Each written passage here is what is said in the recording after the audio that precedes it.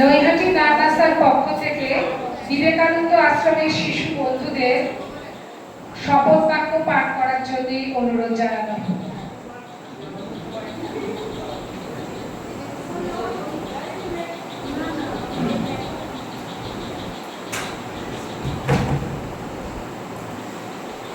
নৈহাটি নানাসার পক্ষ থেকে আজ যে ওয়ার্ল্ড চিলড্রেন ডে ফেস্টিভ্যালটা করা হচ্ছে, তো সেখানেই আদি সপ্তগ্রাম বিবেকানন্দ আশ্রমের বাচ্চাদেরকে দিয়ে শপথ বাক্য পাঠ করানো হচ্ছে নৈহাটি নানাসার পক্ষ থেকে। প্রথম লাইনটি আমি পাঠ করছি এবং পরপর ওরা বলবে। স্বচ্ছতার শপথ।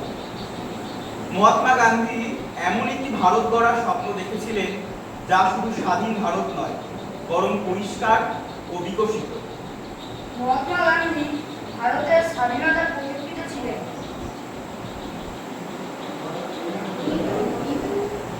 তাই এখন আমাদের কর্তব্য হচ্ছে ভারত মাতাকে পরিষ্কার রাখা এবং পরিচ্ছন্ন রাখা। আমি এই প্রতিশ্রুতি গ্রহণ করি যে আমি পরিচ্ছন্নতার দিকে প্রতিশ্রুতিবদ্ধ এবং এর জন্য আমি সময় দেব। আমি প্রতি বছর 100 ঘন্টা করে অর্থাৎ সপ্তাহে 2 ঘন্টা করে পরিচ্ছন্নতার জন্য স্বেচ্ছাসেবক হিসেবে কাজ করি। আমি নিজে পরিবারের মধ্যে, নিজেদের এলাকায়, গ্রামে ও কর্মস্থলে পরিচ্ছন্নতার প্রয়াস নেব। আমি বিশ্বাস করি বিশ্বের যে দেশগুলি পরিষ্কার পরিচ্ছন্ন বলে চিহ্নিত, তাদের নাগরিকেরা দেশকে আবর্জনা মুক্ত রাখে। এই দৃঢ় বিশ্বাসের সাথে আমি গ্রাম ও শহরগুলিতে স্বচ্ছ ভারত মিশনের বার্তা প্রচার করব। আমি আজকে শপথ গ্রহণ করছি, সেটি গ্রহণ করতে আরও 100 জনকে উৎসাহিত করব।